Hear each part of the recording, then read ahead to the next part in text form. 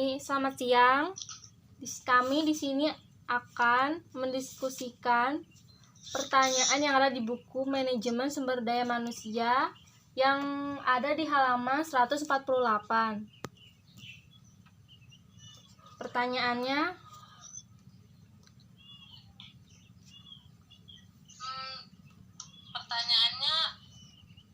mengapa secara ringkas manajer harus menganggap penyusunan staf, pelatihan, penilaian, dan pembayaran karyawan sebagai suatu proses manajemen bakat?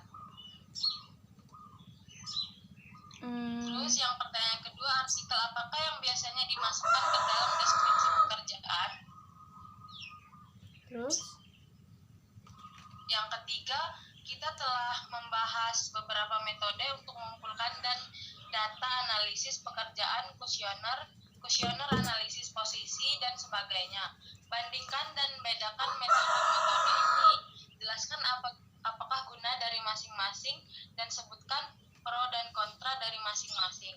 Yang keempat, deskripsikan jenis-jenis informasi yang biasanya terdapat dalam sebuah spesifikasi pekerjaan. Yang kelima, jelaskan bagaimana Anda akan melakukan sebuah analisis pekerjaan.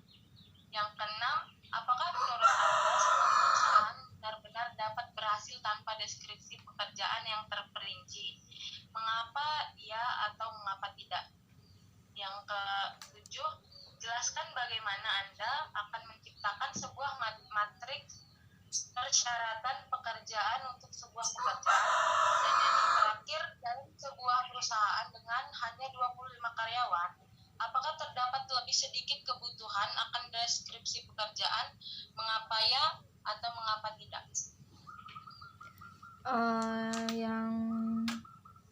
Pertanyaan yang pertama, mengapa secara ringkas manajer harus menganggap penyusun staf, pelatihan, penilaian, dan pembayaran karyawan sebagai suatu proses manajemen bakat?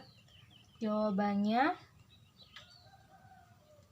karena kita mengidentifikasikan manajemen bakat sebagai proses berorientasi tujuan dan terintegrasi untuk merencanakan, merekrut, mengelola, mengembangkan, dan mengompensasikan karyawan.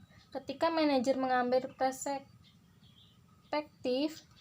manajemen bakat, ia harus ingat bahwa tugas-tugas manajemen bakat merupakan bagian dari proses manajemen bakat tunggal yang berkaitan dengan memastikan bahwa keputusan manajemen bakat seperti penyusunan staf dan bayaran terendah pada sasaran secara konsisten menggunakan profil yang sama digunakan untuk mengambil keputusan seleksi, pelatihan, penilaian, dan pembayaran.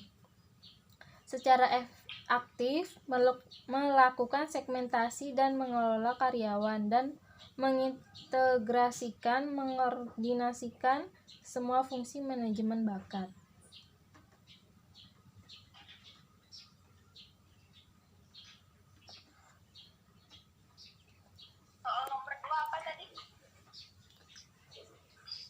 Soal nomor 2, artikel apakah yang biasanya dimasukkan ke dalam deskripsi pekerjaan? Jawabannya, deskripsi pekerjaan bagian besar berisi bagian-bagian yang mencakup identifikasi pekerjaan, rangkuman pekerjaan, daftar tanggung jawab dan tugas, otoritas pemegang pekerjaan, dan standar kinerja. Deskripsi pekerjaan juga dapat berisi informasi mengenai kondisi kerja dari pekerjaan tersebut dan spesifikasi pekerjaan. Banyak pemberi kerja menggunakan sumber internet untuk memfasilitasi penulisan deskripsi pekerjaan. Dalam membuat deskripsi pekerjaan, hal pertama yang perlu dilakukan adalah analisis pekerjaan. Merupakan proses menganalisis posisi atau jabatan dan mengumpulkan informasi selengkap mungkin untuk membuat deskripsi pekerjaan. Proses pengumpulan informasi biasanya melalui wawancara dengan karyawan, mengamati karyawan dalam melakukan pekerjaan, meminta karyawan kuesioner dan lembar.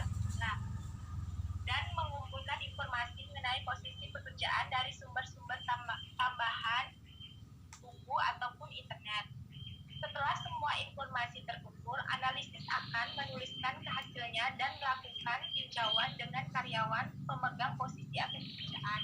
Kemudian dokumen dipresentasikan kepada supervisor karyawan untuk tinjauan lebih lanjut. Seringkali supervisorlah yang menjadi analisis itu sendiri, menghapus atau mengubah pertanggungjawaban pengetahuan dan keterampilan yang diperlukan serta karakteristik lainnya. Setelah mendapatkan persetujuan dari supervisor, maka dokumen akan diteruskan ke tingkat lebih tinggi untuk mendapatkan persetujuan akhir.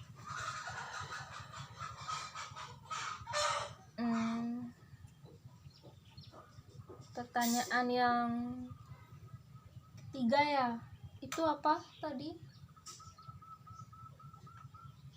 Pertanyaan yang nomor 3, kita telah membahas beberapa metode menggunakan data analisis pekerjaan kuesioner analisis posisi, dan sebagainya. Bandingkan dan bedakan metode-metode ini, jelaskan apakah guna dari masing-masing, dan sebutkan pro dan kontra dari masing-masing.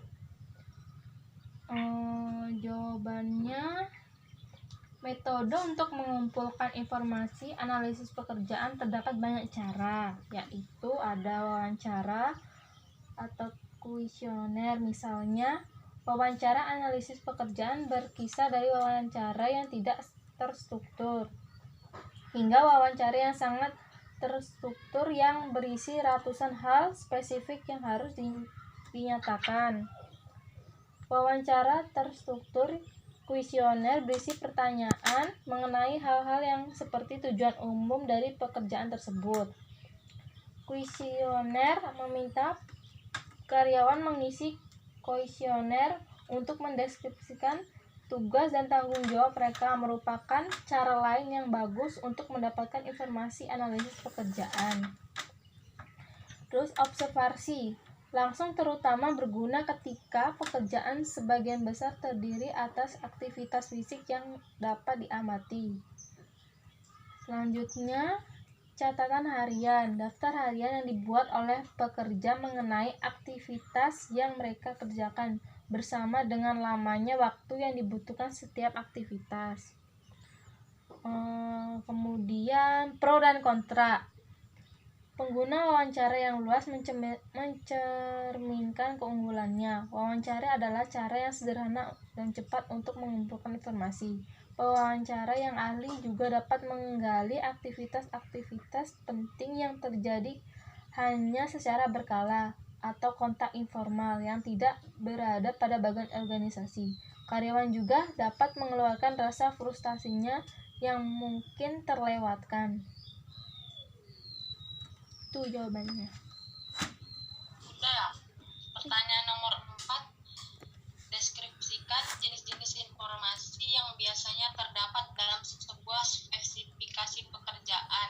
Jawabannya menggunakan ONET, Jaringan Informasi Pendidikan Daring Departemen Tenaga Kerja Amerika Serikat, yang disebut ONEP, adalah sebuah alat populer.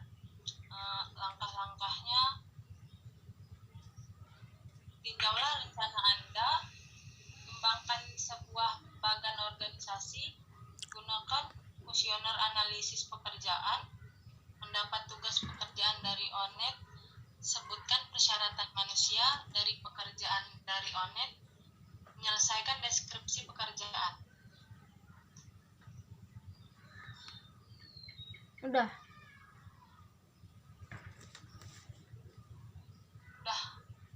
Itu nomor berapa? Nomor 4. 4. Nomor 5 ya? 5 lagi ya? Iya. Nomor 5, jelaskan bagaimana Anda akan melakukan sebuah analisis pekerjaan.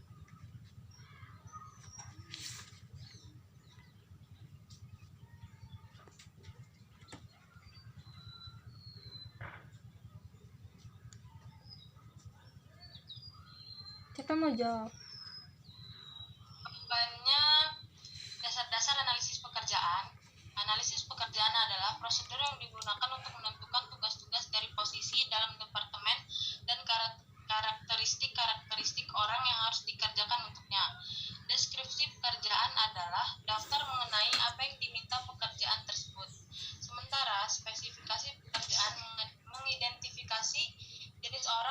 apa yang harus dikerjakan untuk pekerjaan tersebut.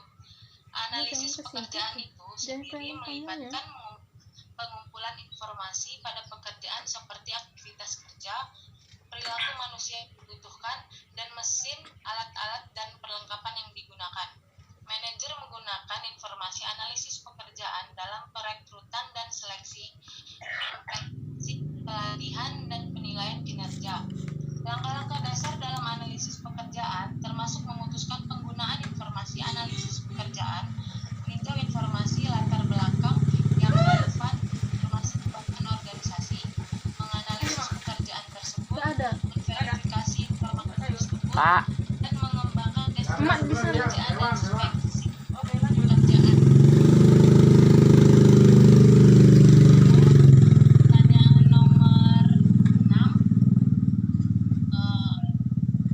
Apakah menurut Anda semua perusahaan benar-benar dapat berhasil tanpa deskripsi pekerjaan yang terperinci? Mengapa ya atau mengapa tidak? Yang mau jawab?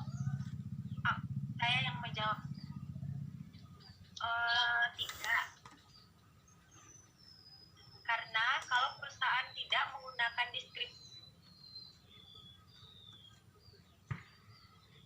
deskripsi pekerjaan sangat penting, karena deskripsi pekerjaan adalah pernyataan tertulis tentang apa yang sebenarnya dilakukan oleh pekerjaan, bagaimana orang itu melakukannya, dan bagaimana kondisi kerjanya.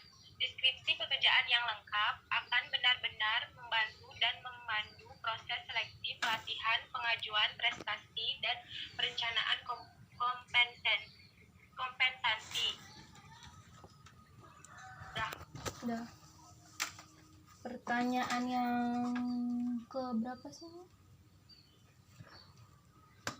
7 ya. Jelaskan bagaimana Anda akan menciptakan sebuah matriks persyaratan pekerjaan untuk sebuah pekerjaan. Jawabannya, matriks persyaratan pekerjaan, matriks tersebut meliputi tugas utama dari pekerjaan.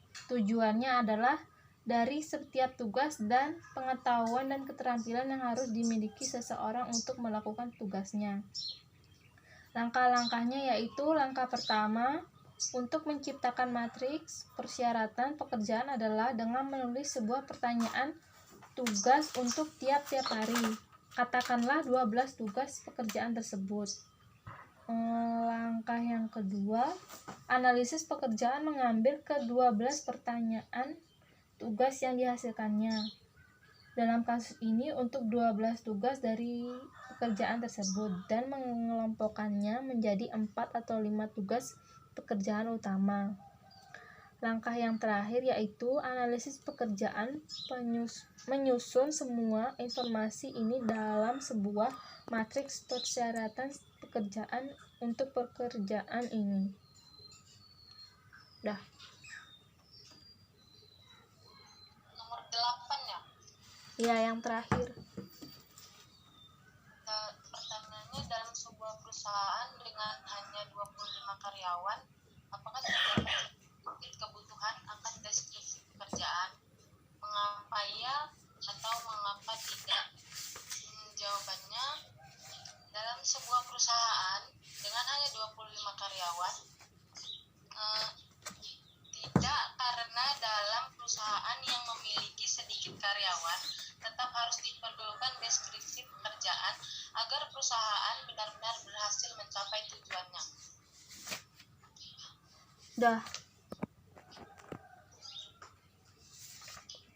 Udah ya? Apa? Ya, udah. Ya udah, tutup. Belum. Sekian diskusi dari kami. Saya akhiri. Wassalamualaikum warahmatullahi wabarakatuh. Udah matiin.